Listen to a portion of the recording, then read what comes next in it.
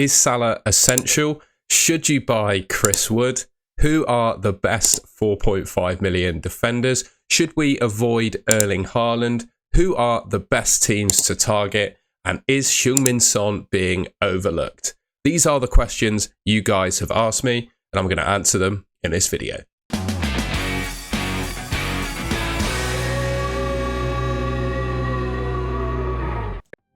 So the first question we're going to look at is around Mo Salah. Now, in my opinion, he is the greatest FPL asset of all time, right? He's got the highest scoring season in FPL history, and for 6 or 7 seasons now, he's been consistently one of the top assets in the game, right?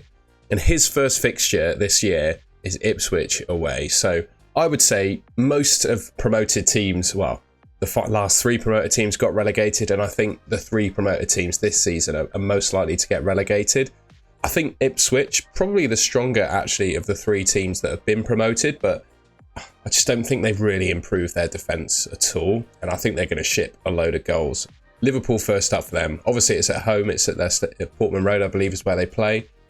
But I still feel like Liverpool are going to score a load of goals in that one. And Salah is just the Liverpool talisman, right? He's on the pitch for every minute, plays 90 minutes every game, takes penalties, and he's one of 2 players in the league last season that got over 1 expected returns per 90. Now, what do I mean by that? Well, I mean, he was expected to get at least 1 goal or 1 assist, combined returns per 90 minutes. So every time he stepped out onto the football pitch, he should get a return. That's essentially what that stat is telling you. Now, there is a question mark, I would say, as to exactly how Liverpool line up and play under their new manager. I don't know a whole lot about Slot, but ultimately the team I think will be a 4-3-3 with Salah on the right wing, the other 2 sort of attacking spots up for grabs. I just think Salah is a sure starter, even under a new manager. So all those things combined, I think he's worth having in your team. But there's one more thing I wanted to talk about, a couple more things actually. When you look at the premium midfielders in the game, their level of expected returns per 90, goals, assists, etc., Salah is just a level above anyone else, particularly when you look at that expected returns per 90 stat. 1.01 it's a lot more than Palmer, a lot more than Saka, Son, De Bruyne, Foden, all of the other midfielders at this price point you probably consider. The one that comes close is obviously Cole Palmer, right? But the question I would ask about Cole Palmer is, can he repeat the level of returns that he got last season, right? 22 goals, 11 assists, obviously a lot of penalties, and Kunku coming back into the Chelsea team as well, I think will eat up some of Palmer's returns. So yeah, I think Salah's worth having. And another thing to back up is the game week 1 captaincy, right?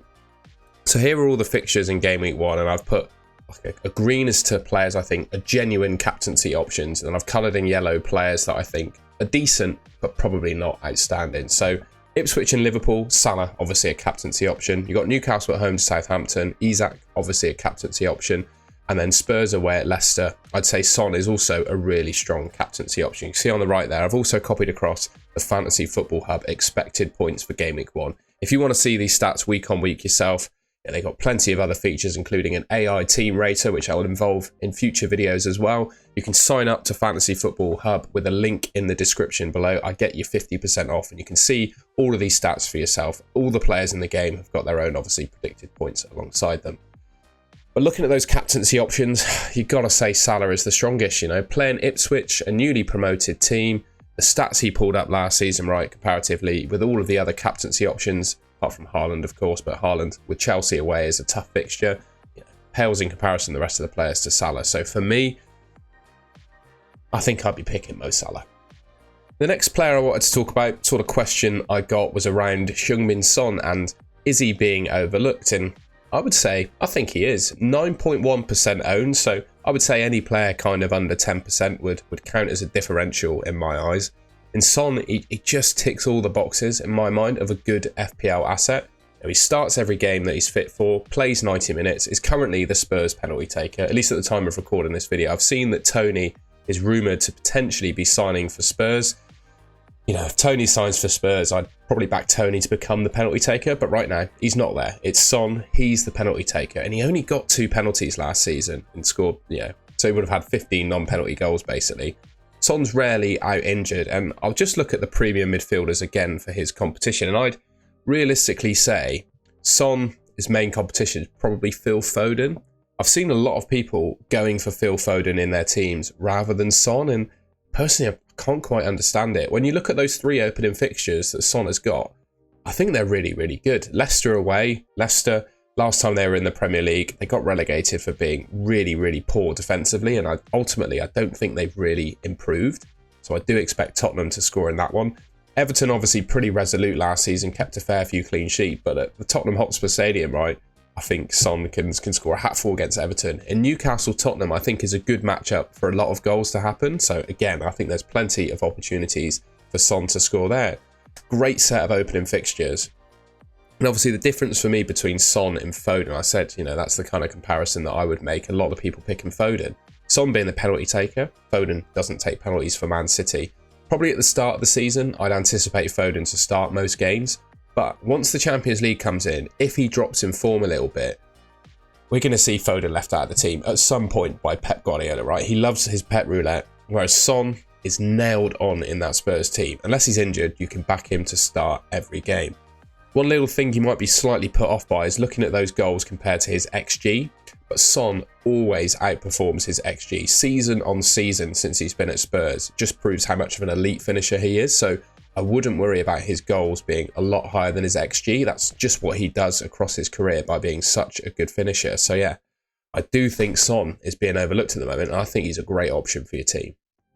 Now, probably the biggest debate around player selection, etc. this year has been Erling Haaland. At 15 million, he is the most expensive player in FPL history. And when you look at his fixture for game week 1, I've already said Salah will probably be the best and likely most popular captain for game week 1. That leaves a question. Do you actually need Erling Haaland? And I will admit, right, if you don't have him in your team, you'll save yourself a heck of a lot of cash. If you go for Watkins, for example, who's 6 million cheaper, Isak, who's 6.5 million cheaper, you can build a really nice team without Haaland. But the one thing that is the kicker for me is captaincy. Game week 2, he's got Ipswich at home, which I think is a game I'd want to captain him for. Game week 3, West Ham away. Game week 4, Brentford at home. And then 5 and 6 are a little bit tricky. Although that Newcastle away fixture, I wouldn't let that put me off. It's just really the Arsenal one. 4 really good fixtures, well, 3 really good fixtures, should I say, and 3 games you'd probably want to captain him for. Now, I know 15 million is a lot of money, but you captain the best player in your FPL team and you score double points from your captain. In my mind, captaincy is just so important. And week on week, you want to have the best captain in your team. And yes, admittedly, it's not Haaland for game week 1, but for game week 2, 3 and 4, I think it is. And in my mind, that justifies the price. One more thing I wanted to show you were some stats from Twitter that I found. A really good account to follow. I'd absolutely recommend it. Rob T FPL on Twitter. He did it across the Euros and in FPL last season, maybe even the season before that. But he takes the odds market, so the bookies market, as to projected outcomes. In here we're looking at projected scorers in the Premier League and who's going to be the top scorer. Now, the reason I like these stats so much is because betting companies invest so much money in algorithms and calculations to basically predict outcomes, because ultimately that's what they make their money off of. So I think bookies odds, projected goals markets, etc. are probably the best source of data for predictions, just because they invest so much in them.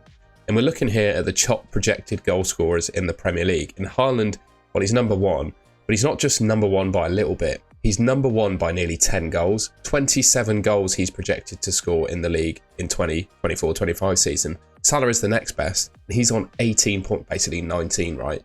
That's a huge difference. And that alone, basically suggests that Haaland is guaranteed, as long as he stays fit, to score between 25 and 30 goals. That's where I'd sit. And that just makes him, in my mind, when he's got a decent fixture, it just makes him the best captain week on week. He's the penalty taker for Man City. We all know how nailed he is when he's fit. All of those things combined, game weeks 2, 3, and 4 captaincy, the fact that he is just outstanding in terms of projected returns next season, I think it makes him worth the price tag. And one more thing as well, I discussed when looking at Salah, projected players' expected returns per night. Just trying to find the slide. Here you go. Salah is the next best thing with 1.01, followed by Palmer on 0.88, right? Haaland is 1.12. Sorry about the slides there, but he is by far and away even above Salah.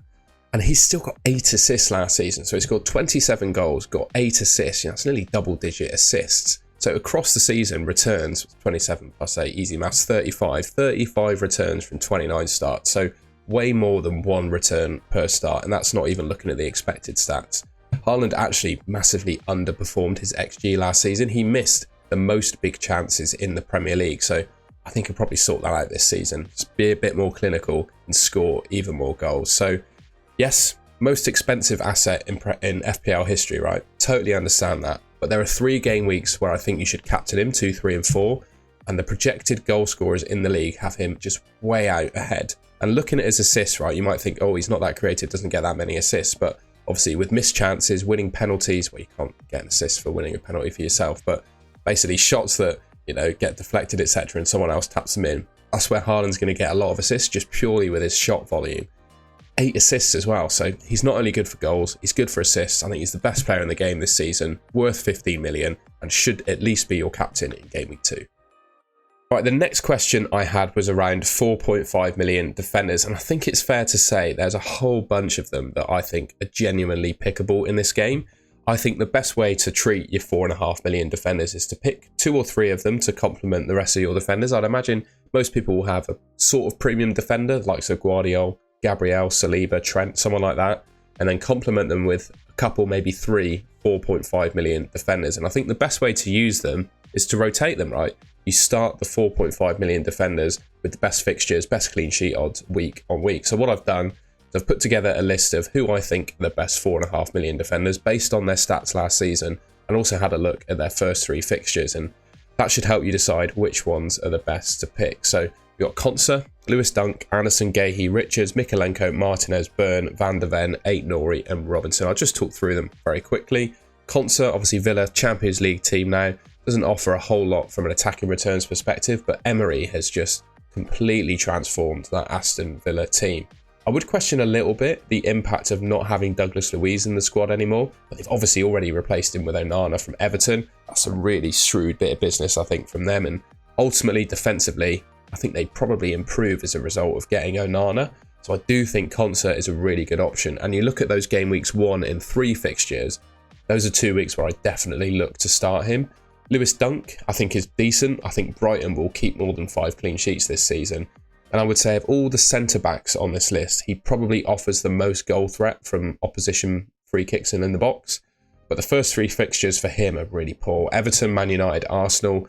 I think you probably want to ignore him for those first 3 and look to bring him in a bit later. You've got Anderson, Gahey and Richards, all of Crystal Palace, who have got some decent opening fixtures. I would say just based on attacking returns last season and expected returns per 90, Anderson is probably the best from an attacking perspective. He played more games, suggests he's, well, played all 38 games, suggests he's less injury prone than Gahey and Richards. So for that reason, I'd probably say Anderson is the strongest of the Crystal Palace centre-backs or defenders that are 4.5 million. And I'd also almost definitely pick him. Brentford and West Ham as his first 2 fixtures. I wouldn't be worried about starting him in those 2. Mikalenko of Everton played 28 games last season, got 9 clean sheets, 2 goals and 1 assist, a really decent level of returns. I'd question whether Everton can quite keep that level of clean sheets again this year, but the stats are there to prove that he's a good option. And opening fixture, Brighton is pretty good at home, and then Bournemouth on game week 3. You probably missed the Tottenham fixture, but again, that's quite a nice rotation you could find with someone else. And that someone else could be Martinez of Man United. Now, only made 8 starts last season, obviously struggled with injury. One thing I would say about those injuries is I don't think they were the type of injuries that an injury-prone player would pick up. They were kind of from clashes and challenges from opposition players. Anyone would kind of get injured in those situations, so I wouldn't yet consider him like injury-prone. And his opening couple of fixtures are really nice. I think you could start him quite easily against Fulham and Brighton. And also with Man United, you can shoot me down if you think I'm wrong, but I think they really improved this season on where they were last year. They've obviously signed Lenny Yoro at centre-back, looking at Ugarte as a centre defensive mid.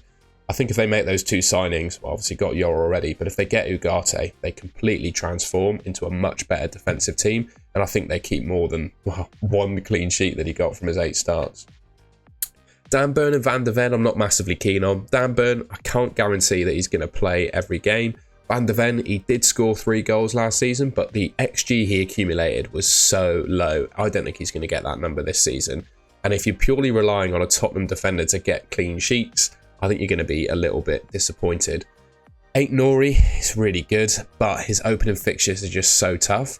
I think later on in the season he becomes a much better option. He's playing on the wing at times for Wolves last season, right? He's the most attacking player on this list by a substantial margin.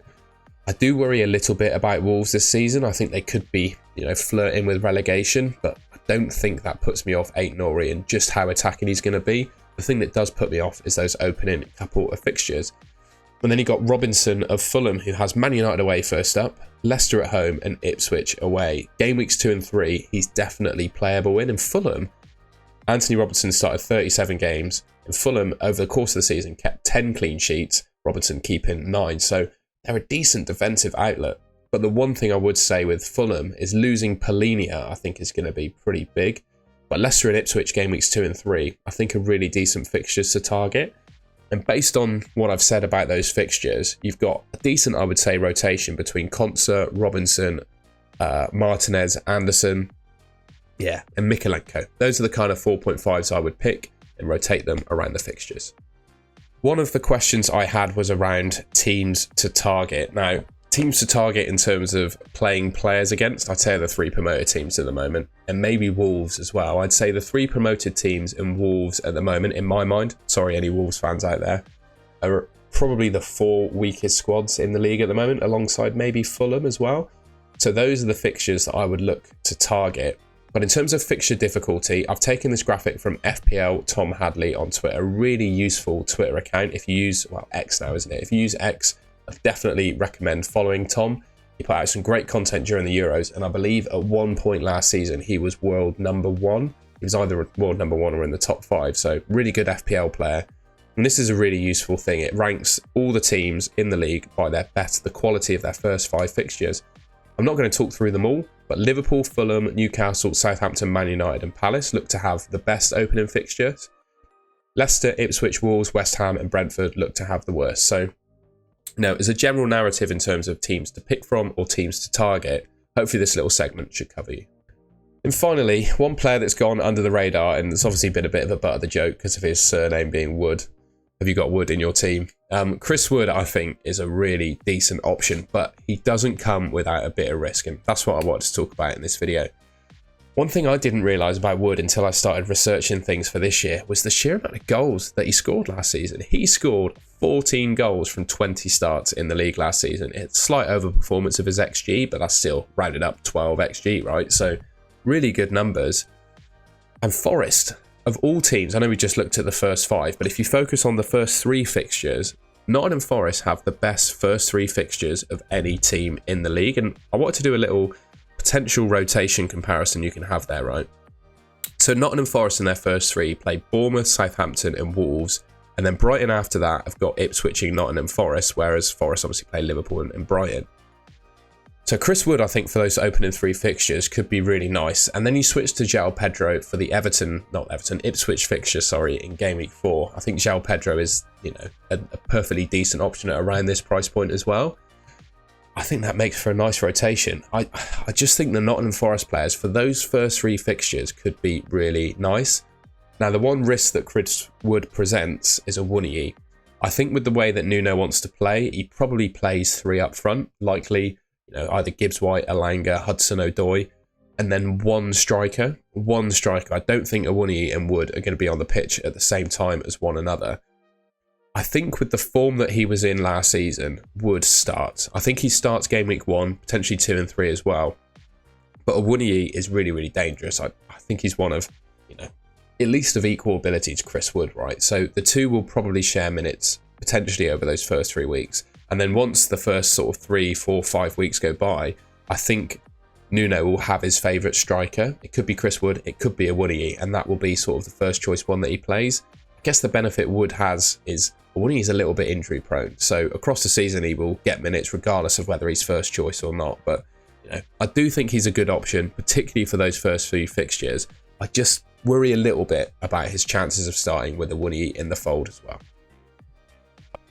Alright, and that's the end of the video. I hope you enjoyed that and found it useful. Those were the kind of top questions I was able to pull out from the comments you guys left me on my posts. Again, I couldn't answer them all because there were just so many. So I just wanted to say thank you so much for the response I had on those. I hope you found the video useful. If you did, please leave me a like rating ultimately, a lot of this video is my opinion, right? I'm always open to hearing counters or people disagreeing with my opinion. I really don't mind. You know, if there are any changes you would make to what I've said in this video, please let me know in the comments, you know, just be nice about it. If you enjoyed the video and want to see more content from me, obviously be making loads of FPL content, live streams, videos, or you name it, I'll do it before the start of the season. You can subscribe to the Golden Goal channel. It should be just there on your screen. Thank you very much for watching, and I will catch you in my next video.